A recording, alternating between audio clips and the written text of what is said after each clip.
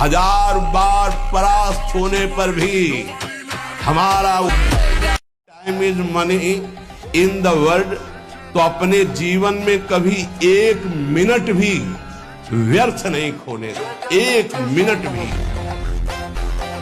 एक आज्ञा पालन कीजिए। अगर 100 आज्ञा न पालन करने की सामर्थ्य आ जाए तो बताना।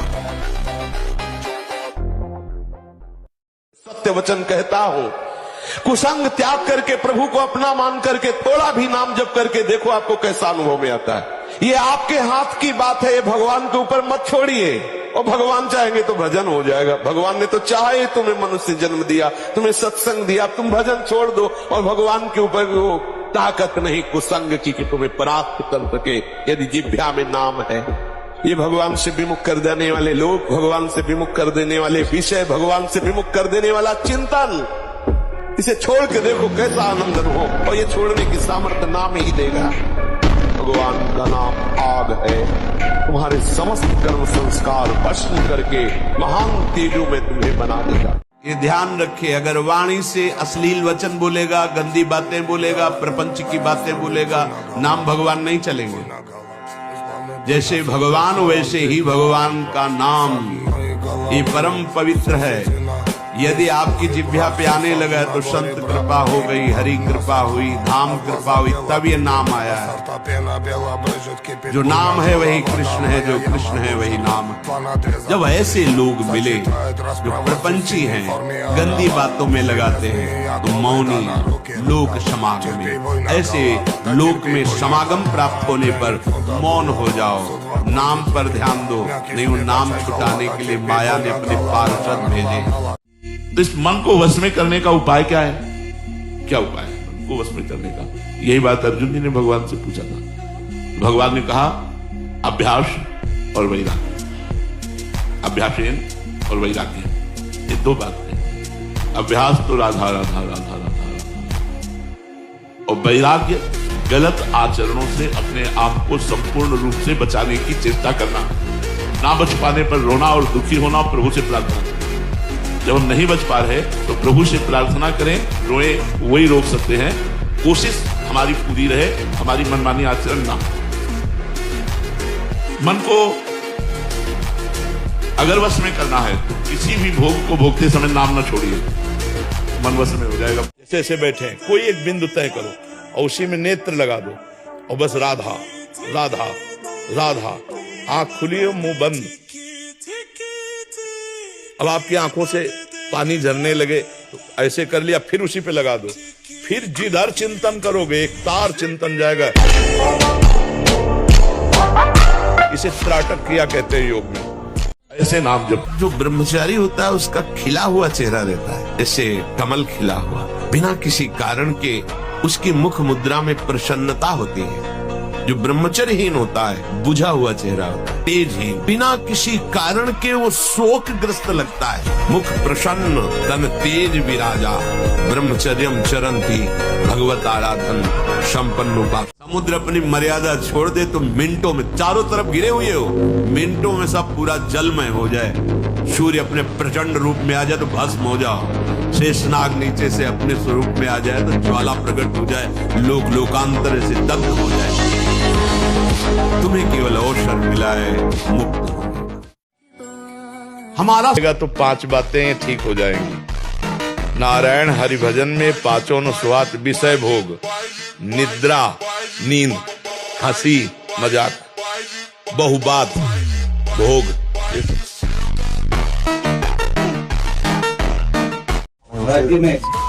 इसकी जरूरत नहीं है। हम लोग वैरागी हैं, भगवत मार्ग के पथिक हैं। हमें जितना वस्त्र चाहिए उतना, जितना भोजन चाहिए उतना। इसके बाद जैसे हमसे कोई परिचय बताता है, समझना कि हम अमुक पदाधिकारी हैं, हम अमुक पद में हैं। देखो भाई, हम ये सुनने के लिए बाबा जी नहीं हैं, हम तुम्हें सुनाने के लिए बैठे कि तुम जिसमें हो उससे भी आगे का मार्ग है।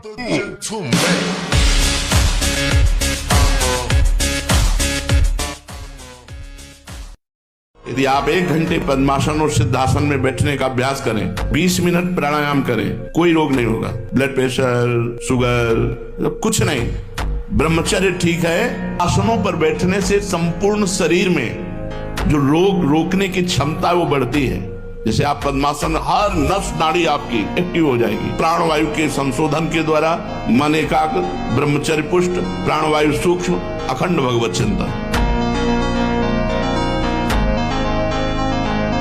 मेरी इस बात में संदेह मत करना, विषयों में सुख नहीं है, केवल आकर्षण है। यदि तुम पहले चिंतन न करो विषय का और फिर भोग लो, तुम्हें सुखानुभूति हो जाए तो मुझे बता लेना। जब तुम चिंतन करते हो विषयों का और भोगते हो तो वो चिंतन वाला सुख तुम्हें मिलता है। एक बार जिद्दी स्वभाव बनाओ, एक बार विषयों से पिंड छुड़ा लो। कुछ आनंद की कमी है क्या? पर अपने लोग आनंद ढूंढ रहे हैं भोगों में, विषयों में, इसलिए हमारी दुर्दशा हो रही है। भगवान में आकर्षण भी है और सुख भी है।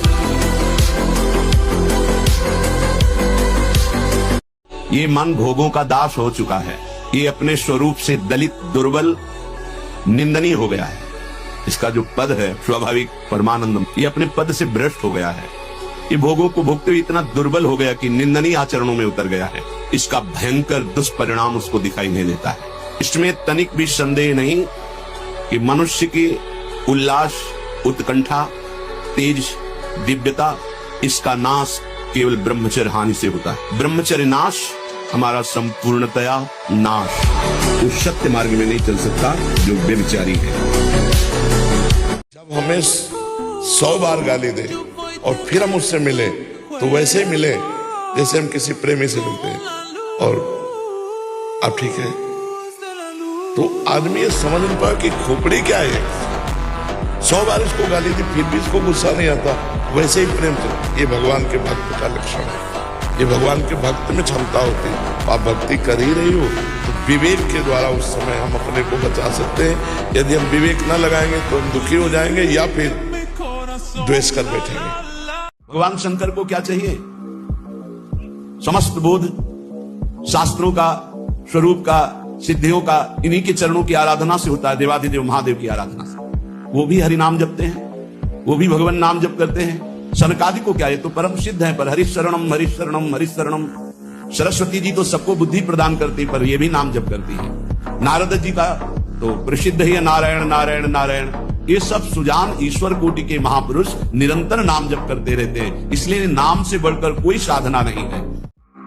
जब मैं राम नाम का आश्रय नहीं लिए था तब पेट भरने के लिए द्वार द्वार पर ललचाकर भूख से व्याकुल होकर खड़ा होता।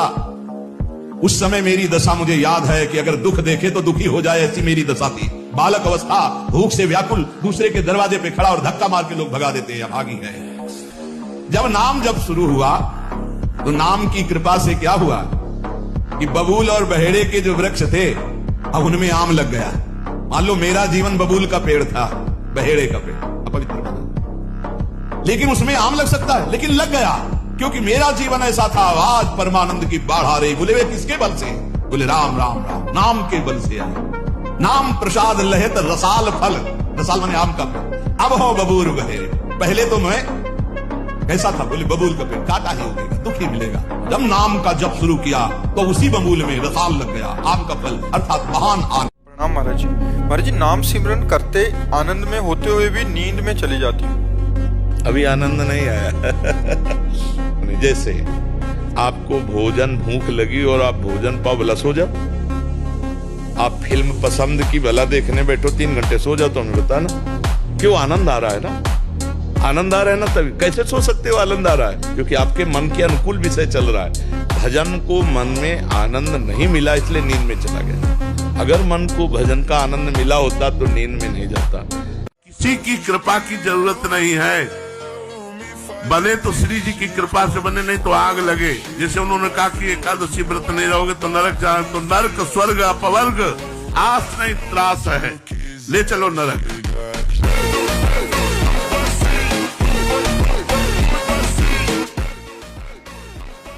ऐसा समझ लो कि जीव एक राजा है और बुद्धि उसकी रानी है और मन उसका मंत्री है। और इस मंत्री ने चतुरता पूर्वक पूरे राजमहल को अपने अंडर में कर रखा है।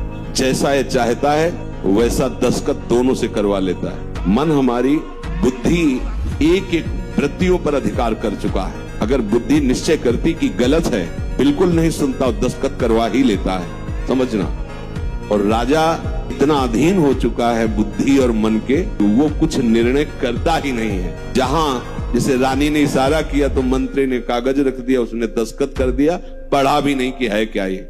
अगर वो पढ़ ले और वो रानी और मंत्री की अधीनता को समझ जाए कि मैं इनके अधीन हो रहा हूं, तो आप समझो 1 सेकंड में पूरा सिस्टम ठीक हो जाएगा, क्योंकि वो सर्व सामर्थ्यशाली है। मन को विचार के द्वारा दोष पैदा करके या इधर राग पैदा करके प्रभु की तरफ, नियम की बड़ी मार मन पे पड़ती है। मन को मारने के लिए नियम का बहुत पालन करना जरूरी है। आप अपनी दिनचर्या ऐसी बनाएं या गुरुजनों से जो पास हुई दिनचर्या। अब हमको मन की ये जो बलवान वृत्ति है, इस पर अंकुश करना है। कैसे करना है? प्रातः काल जगने से लेकर शयन तक 1 मिनट भी आपका खाली नहीं होना चाहिए। इससे मन तुम्हारा मरेगा। स्नान ब्रह्मचारी को अत्यंत आवश्यक है। और यहां पेट में ठंडा ठंडा जल ऐसे, यहां तो कई बार जल डाली, जैसे ऊपर स्नान किया, फिर आधे यहाँ नाभि से लेकर 10 कमंडल कम से कम ऐसे आराम आराम से आपके ब्रह्मचर्य की बहुत पुष्टता होगी। सत्य कहते हैं, जब जब कभी अंधेरा छाने की चेष्टा करता है, कर्म विवशता या जो भी उसे शब्दों से कहा जाए, उसी समय एक प्रकाश की किरण आती है, उसी समय आनंद का एक प्रवाह आता है और बहा ले जाता है उस अंधकार को, महान आनंद में डुबो देता है। देखो, मन को यदि वश में करना है, इस मंत्र के उच्चारण मात्र से कहीं भी भयानक प्रेत हो, कहीं भी कुछ हो, सब नष्ट हो जाएगा। नारायणानंत हरे नृसिंह प्रहलाद बाधा हरे कृपालु। इतना लिख लो, लिख लेना। नारायणानंत हरे नृसिंह प्रहलाद बाधा हरे कृपालु। आजकल सबकी यही मांग है कि मैं किसी के अधीन नहीं, मेरा जीवन स्वतंत्र, मैं जो चाहूं कर सकता हूं। स्वतंत्र का हो, इंद्रियों के गुलाम हो, मन के गुलाम हो, विषयों के गुलाम हो। तुम विषयों को नहीं भोग रहे, विषय तुम्हें भोग रहे। विषय तुम्हारे अधीन नहीं, तुम विषयों के अधीन हो, विवेकहीन हो, इसलिए तुम समझ नहीं पा रहे हो। इंद्रियों की, विषयों की, मन की गुलामी को तुम स्वतंत्रता समझते हो। कैसी स्वतंत्रता? तुम समझ नहीं पा रहे हो। स्वतंत्रता का स्वरूप क्या होता है? सब तुम्हारे अधीन हो, तुम किसी के अधीन नहीं। ने अपने को देखा, आपको करते हो? हाँ, 1 माला जपते हैं सवेरे। और दोपहर में मर गए तो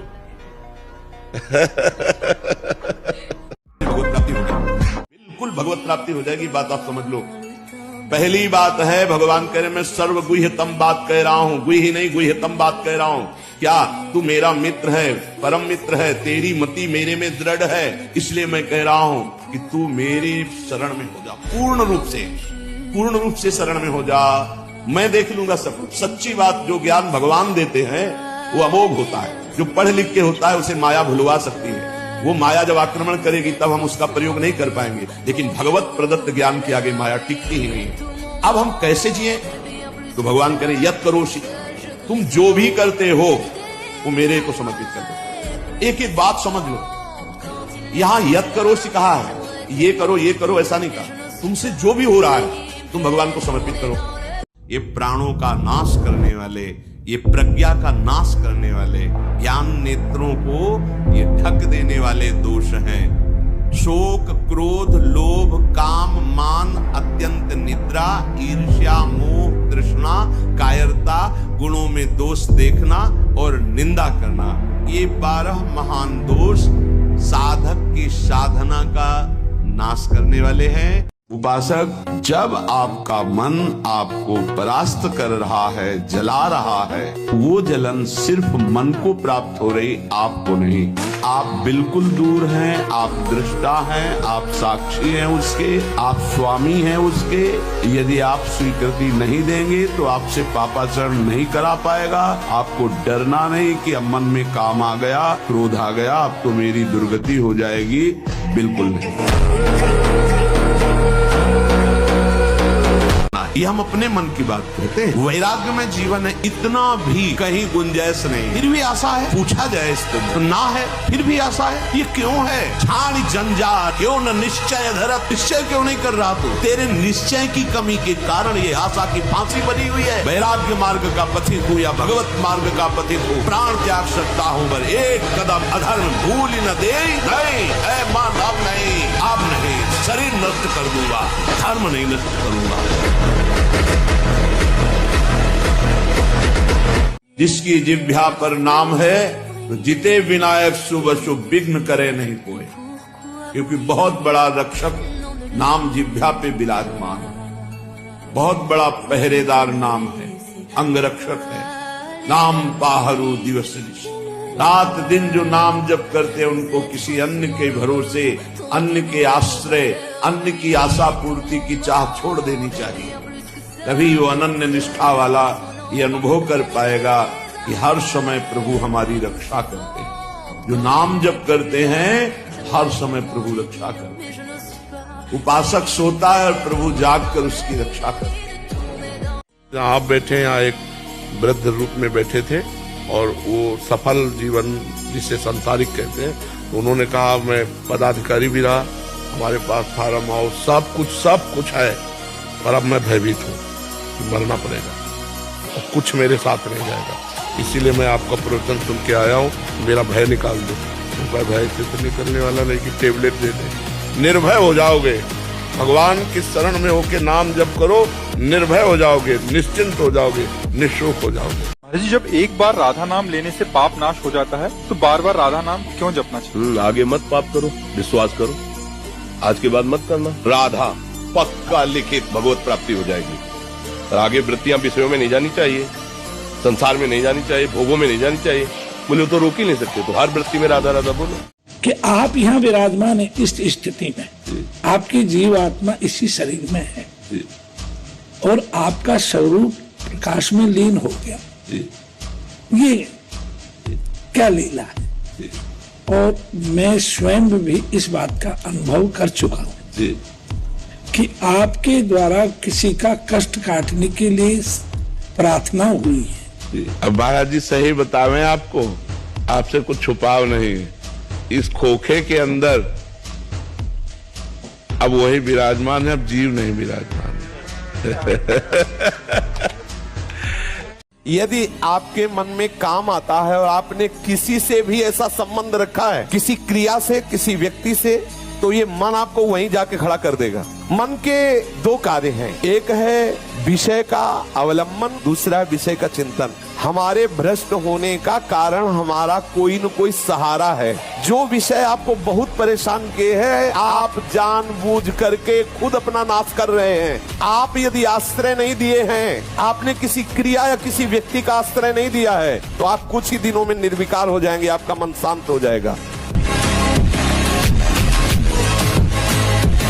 यदि हम व्यायाम नहीं करेंगे, कुछ देर आसनों पर नहीं बैठेंगे, प्राणवायु शुद्ध नहीं रखेंगे, हमारा शरीर दोषयुक्त हो जाएगा। आसनों पर बैठने से संपूर्ण शरीर में जो रोग रोकने की क्षमता वो बढ़ती है। जवान शरीरों में 1 घंटा व्यायाम होना चाहिए, दंड बैठक, 2-3 किलोमीटर दौड़ना, चलना फिरना, हर रोग को शासन में लेने के लिए आसन और प्राणायाम है। आप करके देख लो, जब आपका कफ ठीक हो जाएगा और पित्त ठीक हो जाएगा और वायु ठीक हो जाएगी, तो आपका शरीर फूल जैसा हो जाएगा। बिगड़ता यही 3 है और तीनों को शासन में लेने के लिए पर्याप्त है आसन और प्राणायाम।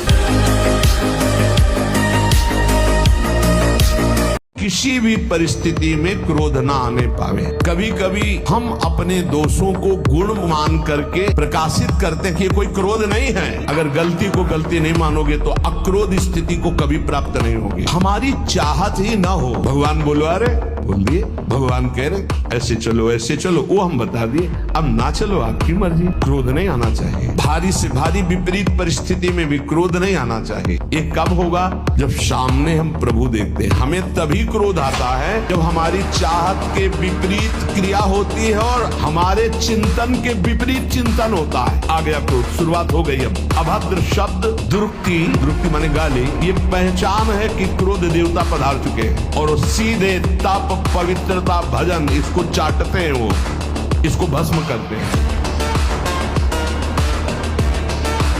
आपके सामने जब विपत्ति आए तो सबसे पहले मन किसके पास गया है देखो।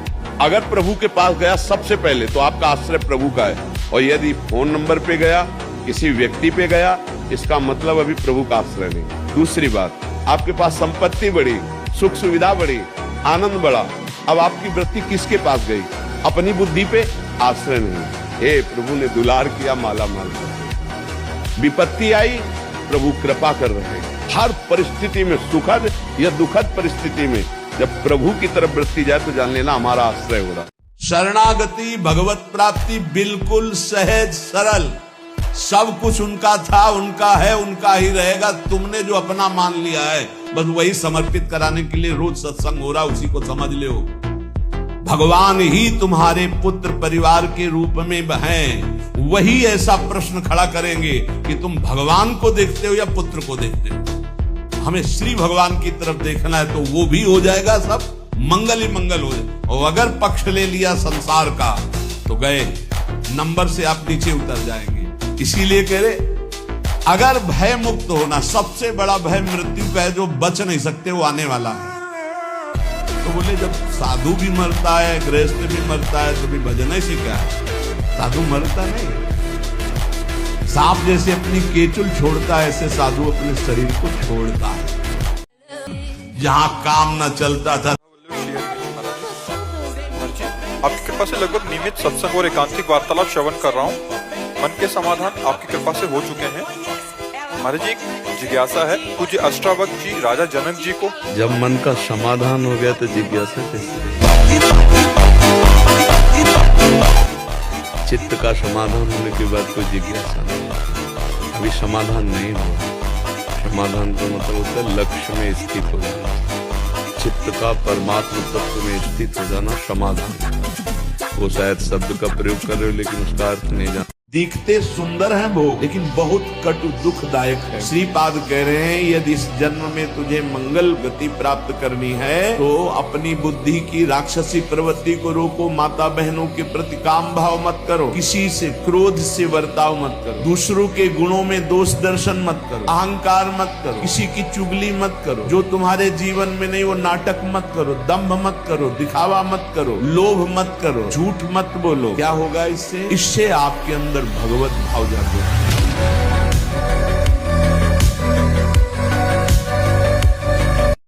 इस संसार चक्र में जितने रोग हैं सबको शासन में रखने के लिए ये नाम पर्याप्त है। तुम्हारे ऊपर इनका प्रभाव नहीं पड़ पाएगा। ये 28 नामों का जो पाठ करता है वो जीवन मुक्त महापुरुष हो जाता है। भगवान ब्रह्मा जी ने उपदेश किया शनकादि को। राधा, राशेश्वरी, रम्या, कृष्ण मंत्राधिदेवता, सर्वाद्या, सर्ववंद्या, वृंदावन बिहारिणी, वृंदाराध्या, रमा, अशेष गोपी मंडल पूजिता, सत्या, सत्यपरा, सत्यभामा, श्री कृष्ण वल्लभा, वृषभानुसुता, गोपी, मूल प्रकृति, ईश्वरी, गांधर्वा, राधिका, आरम्या, रुक्मिणी, परमेश्वरी, परात्पर, पूर्णा, पूर्णचंद्र निभानना और भुक्ति मुक्ति प्रदा, भवव्याधि विनाश। 28 नाम मात्र जपने से समस्त कामनाओं की पूर्ति। भगवान कह रहे अर्जुन अपने आप अपना उद्धार कर। सामने खड़े हैं भगवान। बात समझ में नहीं आ रही? तुम्हारा कोई उद्धार कर देगा, तुम्हारा कोई कल्याण कर देगा, किसी का आशीर्वाद तुम्हारा मंगल कर देगा, भूल जाना है सब बातें। कृष्ण कृष्ण कहो, राधा राधा कहो, किसी के आशीर्वाद की जरूरत है। इस राधा नाम से जो शक्ति तुम्हारे अंदर आएगी वो ऐसी चिदानंदमयी होगी, किसी के सहयोग की जरूरत है। ब्रह्मचर्य परम जीवन, परम पुरुषार्थ ब्रह्ममय है। परमार्थ की शुरुआत ही ब्रह्मचर्य से होती है। शरीर में जितनी पावर शक्तियां हैं वो सबका अंतिम रूप वीर्य है। सबका अंतिम रूप, सप्तम धातु का अंतिम रूप बनता है जाकर वीर्य।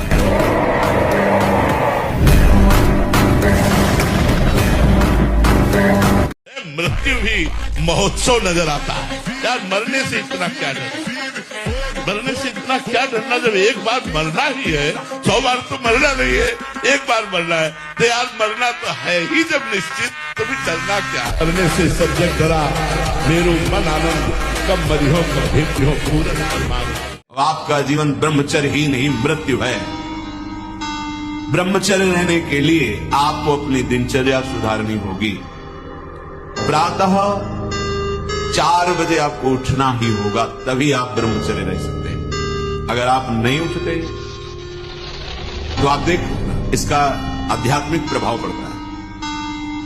आप देखिएगा 3 बजे से लेकर के सूर्य उदय के तक अगर आप होते, आपका स्वप्न दोष बढ़ेगा, आपका संयम बिगड़ेगा। अगर आप कोई ऐसी कुछ चेष्टाएं नहीं किए हैं तो स्वप्न दोष की संभावना ही नहीं होती। आप बाल्यावस्था से कुछ चेष्टाएं करते हैं, संयम विरुद्ध रहते हैं, तो आप ना चाहते हुए फिर सामर्थ्यहीन हो जाते हैं, ब्रह्मचर्यहीन हो जाते हैं। बहुत ध्यान दें, ये अध्यात्म में जैसे पूरा मकान बनने के लिए नींव मजबूत होना जरूरी है, चाहे जयखंड का बना लो आप, अगर नींव मजबूत है। नींव मजबूत नहीं तो फिर मकान ढह जाएगा। ऐसे ही ब्रह्मचर्य हर मार्ग की नींव है। चाहे जिस मार्ग में चलना चाहो, चाहे जिस संप्रदाय में चलना चाहो, चाहे लौकिक मार्ग हो या पारलौकिक, आपका ब्रह्मचर्य नींव है जीवन की। इसको मनोरंजन मत समझो। कैसी तुम्हारी दुर्बुद्धि, अपने हाथ से तुम अपना नाश करते हो। कैसी कैसी दुर्बुद्धि जागृत हो गई, सावधान। जब बारात गई तो आगे भगवान विष्णु का परिकर, सबको लगा यार ये दूल्हा हो। उन्हें बाराती बोले, जब बाराती इतने सुंदर तो दूल्हा कितना सुंदर। फिर ब्रह्मा जी की, फिर देवराज इंद्र, ये क्रम रखा गया था कि अगर पहले भूत वाली पार्टी लग जाएगी तो सब भाग जाएंगे। अब जो ही हुआ कि अब आ रहा दूल्हा, अरे बवंडर मचा हुआ था। अगिया बैताल, इतने बड़े बड़े विचित्र तांडव करने वाले भूत प्रेत, और जब भगवान शंकर को देखा तो छटाओं से राख उड़ रही थी, चिता की भस्म, फुसकार, सांप के मुंडों की माला।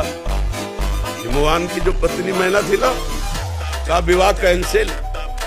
हाथ में दर्पण, एक हाथ में भगवान की छोटा सा त्रिशूल, वो दूल्हा रूप सब मोहित हो गए।